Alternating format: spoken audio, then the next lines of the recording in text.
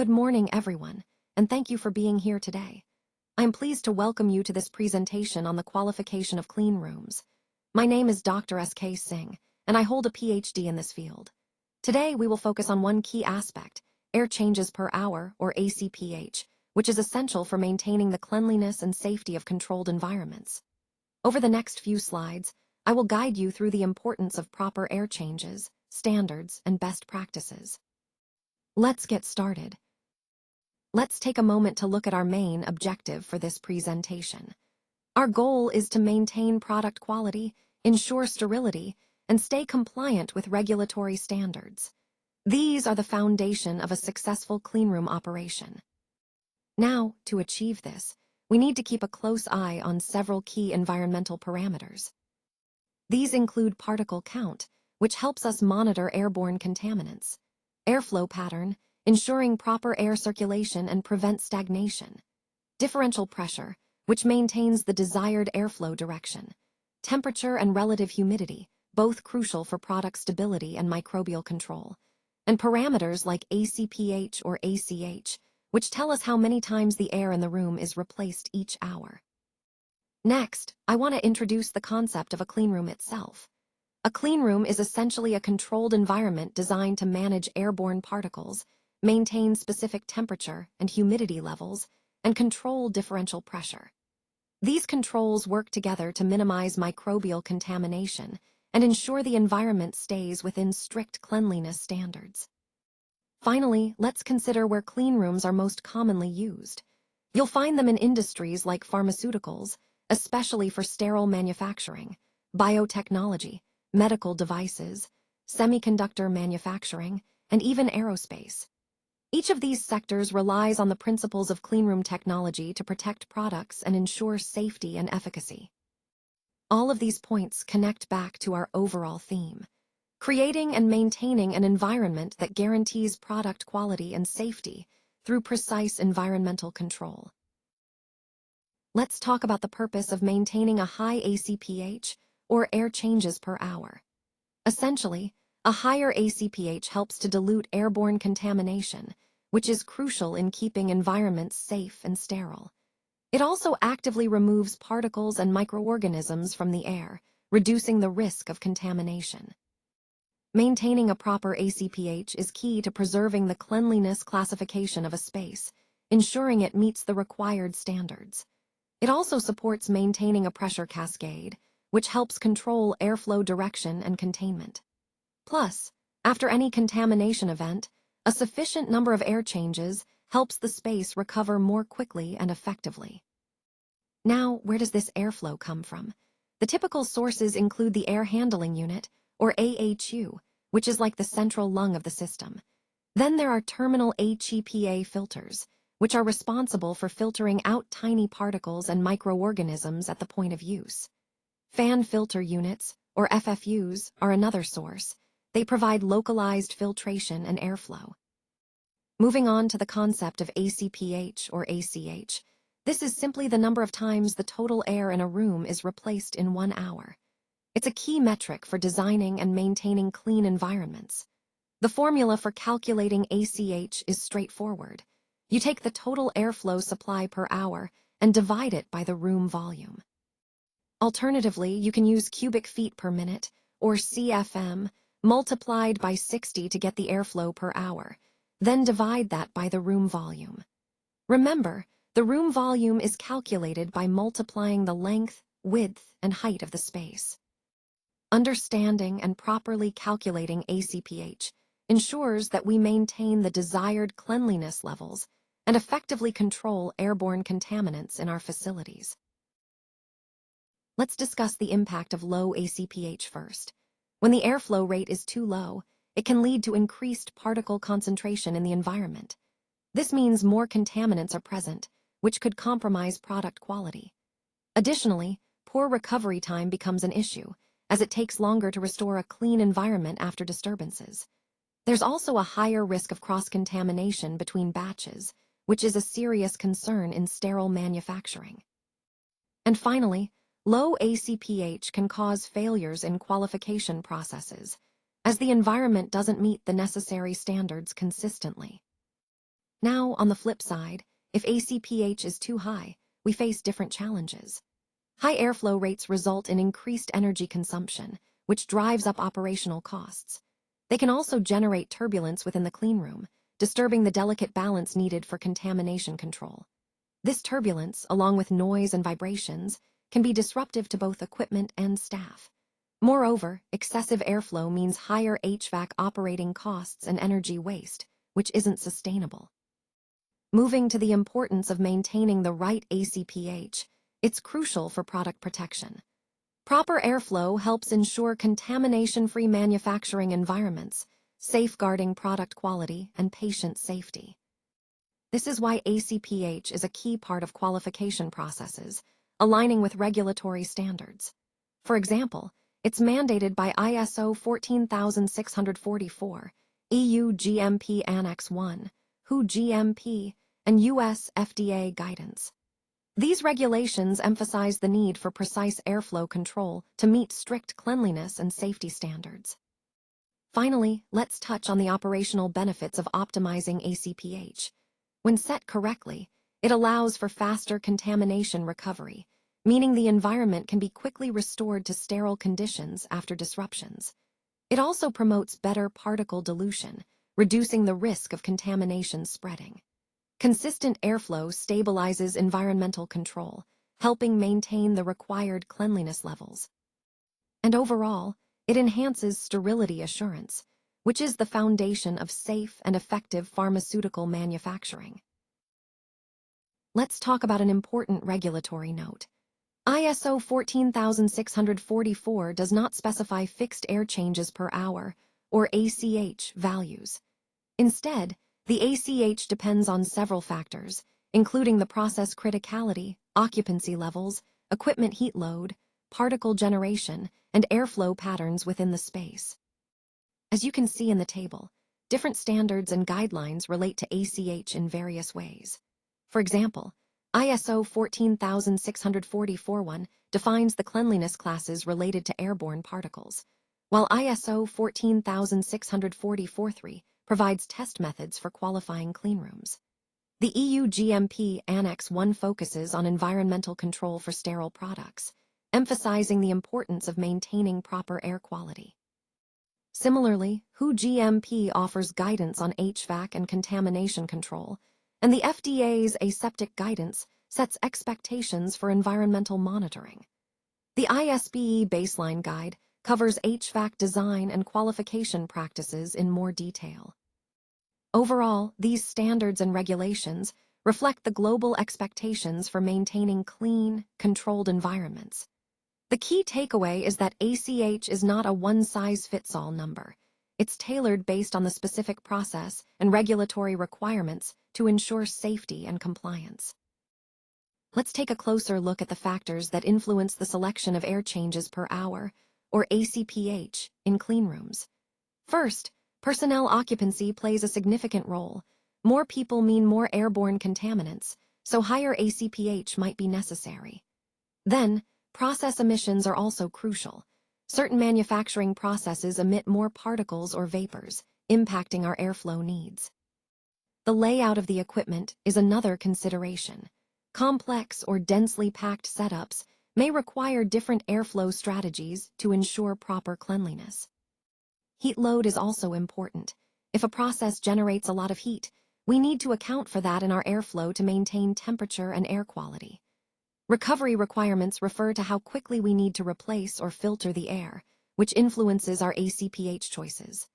Additionally, the type of airflow, whether turbulent or laminar, affects how particles are dispersed and removed, guiding our decisions on airflow rates.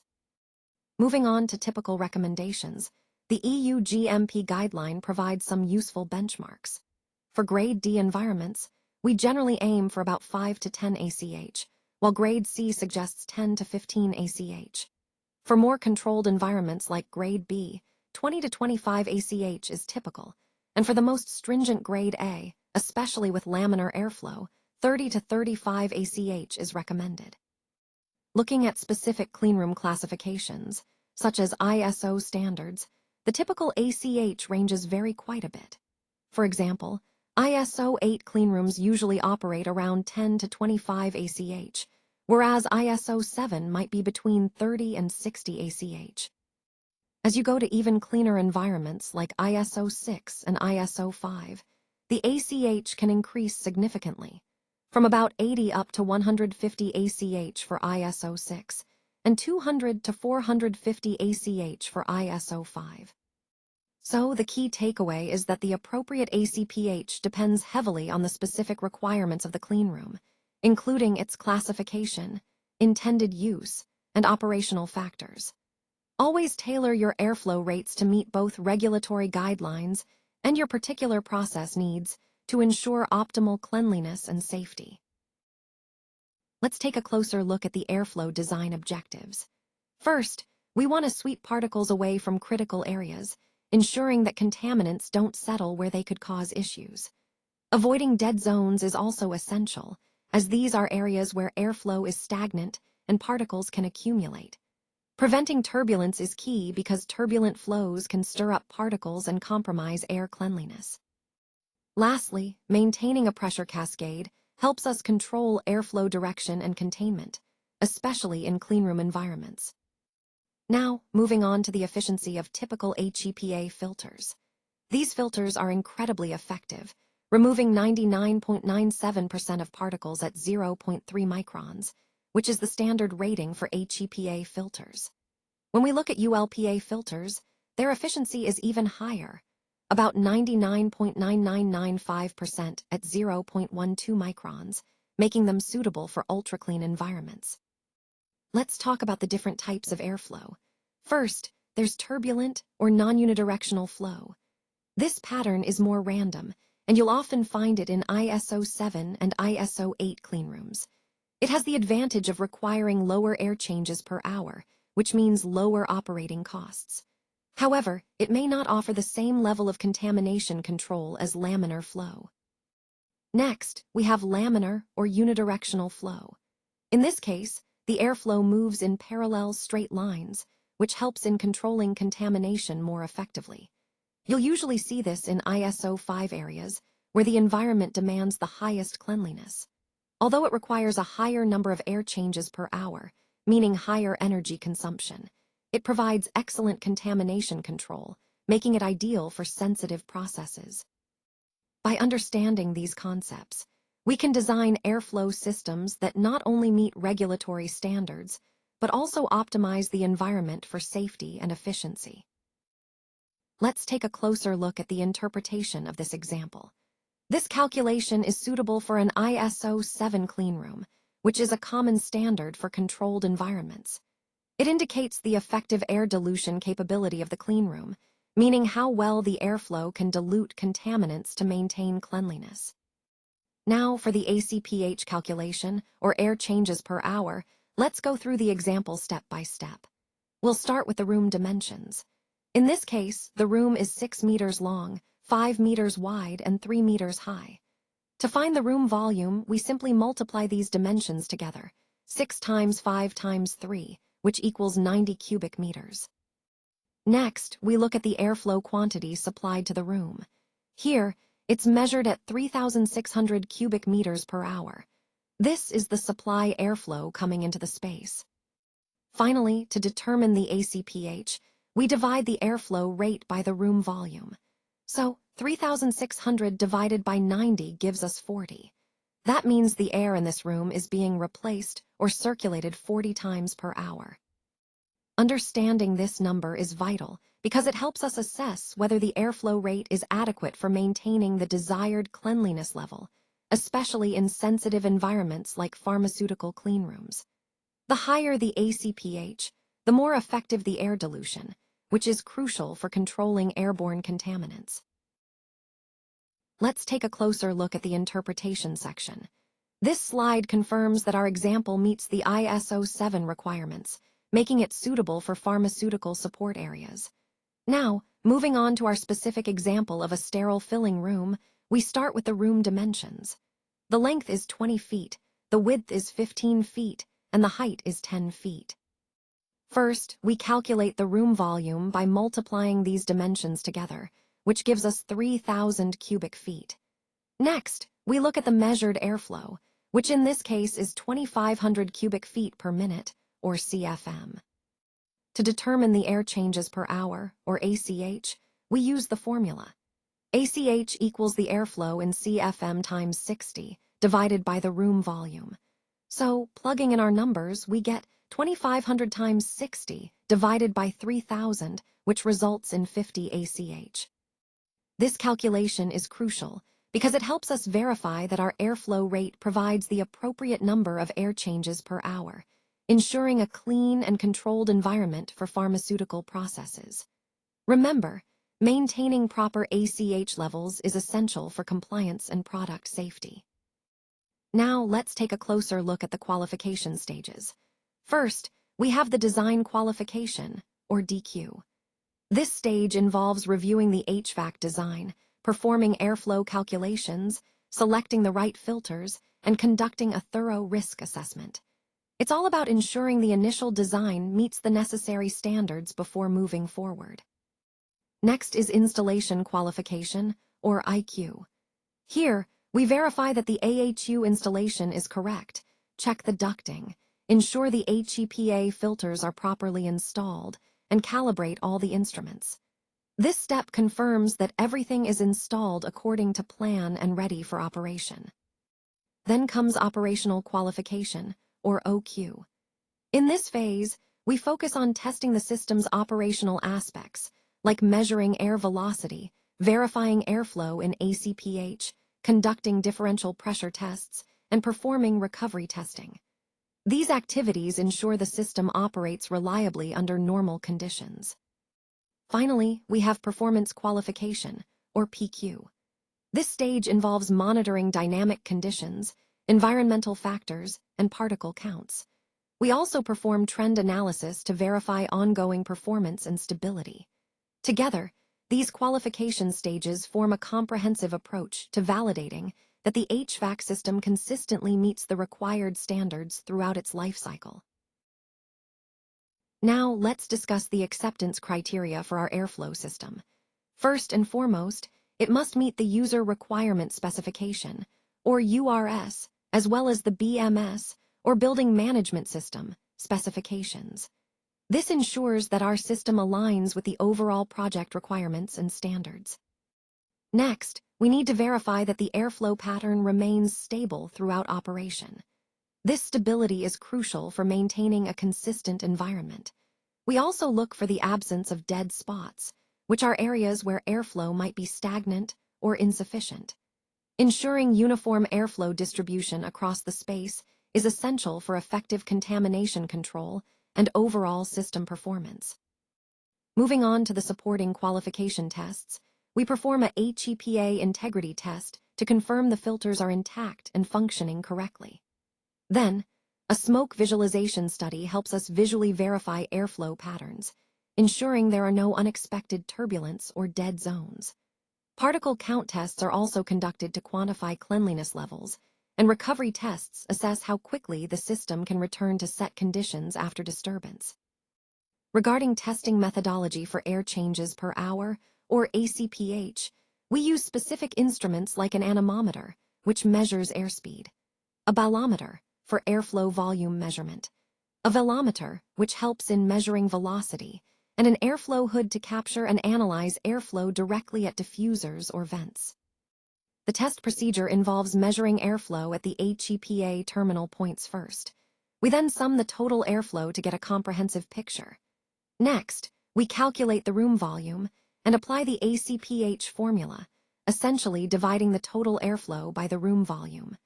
Finally, we compare this result against the required specifications to ensure compliance.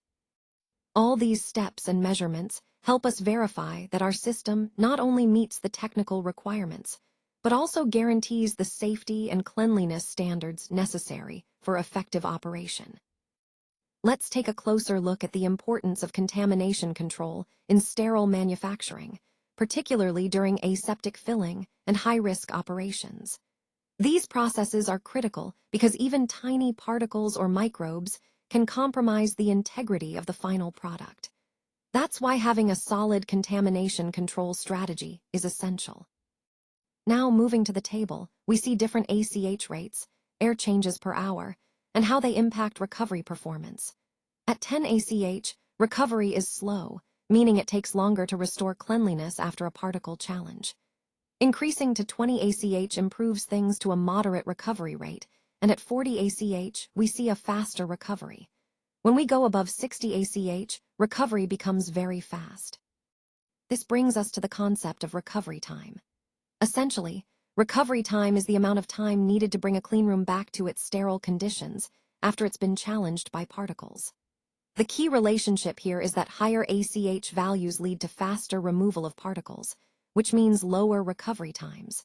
So, in practical terms, if you want your cleanroom to recover quickly after an event, increasing the air change rate is a very effective strategy. In summary, understanding this relationship helps us design cleanrooms that not only maintain sterility during operations, but also recover swiftly if contamination occurs. That's a crucial element in ensuring product safety and compliance in sterile manufacturing environments. Now, let's take a closer look at some of the corrective actions we can implement to address these issues. First, HEPA replacement is crucial when the filters become clogged or damaged, ensuring that we maintain optimal particle removal. Fan balancing is also important. An unbalanced fan can cause vibrations and uneven airflow, which affects overall system performance. Duct leakage repair helps us prevent contamination risks by sealing any gaps or holes in the ductwork. Requalification is necessary after making changes to verify that the system still meets all the required standards. Lastly, regular preventive maintenance keeps everything running smoothly and helps us catch potential problems early before they escalate. Moving on to the table, it highlights some common problems we might encounter. For low air change per hour, or ACPH, the culprit is often fan failure, which can lead to high particle counts in the environment. Uneven airflow is usually caused by a blocked HEPA filter, resulting in dead zones where airflow is insufficient. High turbulence can occur when there's excess airflow, leading to particle reentrainment, which compromises air quality. Pressure failure often stems from duct leakage, increasing the risk of contamination spreading. And finally, high recovery time is typically due to low airflow, which may cause the system to fail qualification tests. Understanding these common deviations and troubleshooting methods is key to maintaining a safe and compliant environment. Addressing these issues promptly ensures the integrity of our cleanroom operations and helps us stay on top of quality standards. In this case study, we're looking at an ISO 7 cleanroom qualification where we encountered some issues during operation. The main observation was that the particle count exceeded the ISO 7 limit when the room was in dynamic operation, which is a concern since maintaining cleanliness standards is critical. Our investigation revealed a few key points. Firstly, the actual air changes per hour, or ACH, was only 18, whereas the design was set at 40 ACH. This discrepancy indicated that the airflow wasn't meeting the intended specifications. Additionally, we found that one of the HEPA filters was partially blocked, which likely contributed to the reduced airflow. We also discovered a VFD, or variable frequency drive, issue that caused the fan speed to be reduced, further impacting the air exchange rate. To address these issues, corrective actions were implemented. The blocked HEPA filter was replaced to restore proper filtration. The fan was recalibrated to ensure it was operating at the correct speed. We also performed air balancing to optimize airflow throughout the room. The results after these interventions were very positive. We achieved an ACH of 42, surpassing the original design target, and importantly, the particle count was brought back within acceptable limits. We conducted a recovery test, which was successful, confirming that the cleanroom could recover to its required conditions after disruptions. Ultimately, the cleanroom was requalified successfully, demonstrating that with proper troubleshooting and corrective measures, we can maintain compliance and ensure a sterile environment. Now, let's wrap up with the key takeaways from this presentation. First, ACPH, or air changes per hour, is a critical parameter in cleanroom environments. It plays a vital role in controlling airborne contamination, helping us maintain the required cleanliness classification. This, in turn, supports aseptic processing, which is essential for ensuring product safety and quality. And of course, maintaining the correct ACPH is also necessary for regulatory compliance, ensuring we meet the standards set by authorities. Moving on to successful qualification, this isn't just about setting the right number. It requires proper HVAC design, accurate airflow measurement, and ongoing periodic monitoring. Requalification and maintenance are also crucial to keep everything functioning as intended over time. Remember, correct ACPH isn't just an engineering concern. It's a regulatory and product quality imperative. Ensuring the right airflow helps us meet both industry standards and the high-quality expectations for our products. Finally, for further guidance, there are several key references to keep in mind, including the ISO 14644 series, EU GMP Annex 1, WHO GMP HVAC guidance, FDA Aseptic Processing Guidance, and the ISPE Baseline Guide. These resources provide detailed standards and best practices to support your cleanroom qualification efforts. For further support, please don't hesitate to contact us. We're here to help you with any questions or additional information you might need. Remember, we're committed to ensuring you have all the resources necessary to succeed. Thank you so much for your time and attention today. We appreciate your engagement and look forward to supporting you in your journey.